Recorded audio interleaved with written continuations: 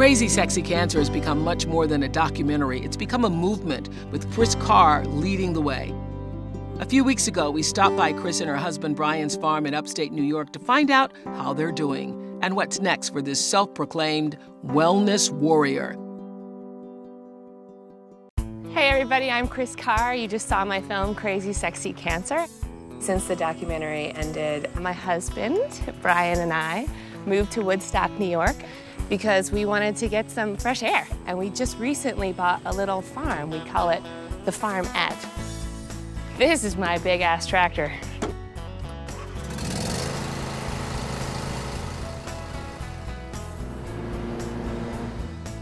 Brian and I have been married for 5 years now, and life gets better every year. He's very sexy in a tool belt, I must say. This is Lola. She's a rescue. She's my fur child. She was actually rescued a day before she was supposed to be euthanized. And we grabbed her. Is this your stick? Is it? Go get it. Get that stick. Woodstock is 2.5 hours out of the city, so it was an easy draw for me. I had come up here when I was newly diagnosed to just clear my head and go for hikes. It was a place to come and heal. Part of the dream of buying this place was to possibly start a family, whether we adopt or have a surrogate, or I try to have our own children.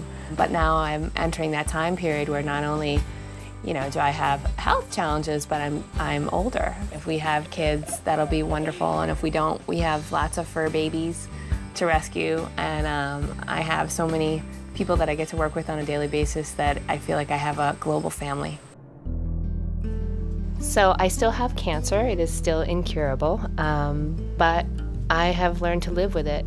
I get scanned about once a year, and my disease continues to be stable. The morning after Crazy Sexy Cancer aired for the first time, I did wake up to thousands of emails. I was just shocked. When I put the words crazy, sexy, and cancer together, I created a revolution. And many, many women came up to me and said, thank you. You created the books and the film that I needed.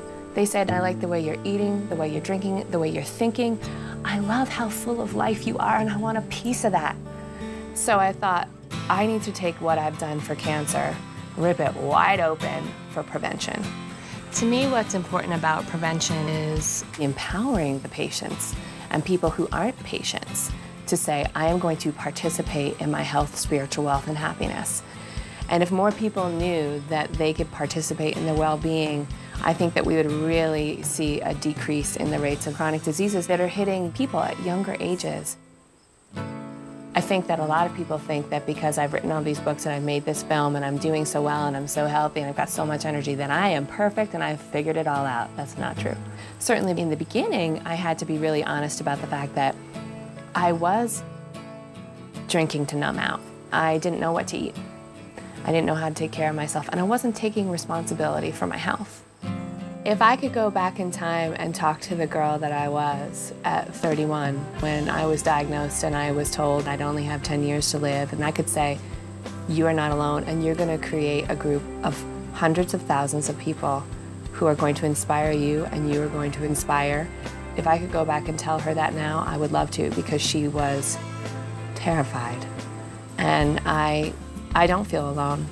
I really don't feel alone. I'm not a big believer in fearlessness, because fear is the thing that will get us to the doctor when we find a lump, and fear has a purpose. So fear is just a part of normal life, and how can you use it? How can you use it? How do you go through it? How can you face it, surf it, ride it, and then get to the other side of it? There's a lot of things that I'm still afraid about. Cancer isn't really one of them. Even the thought of dying early and not being able to, fulfill the rest of my dreams, because they are very big, doesn't scare me. What scares me is not trying.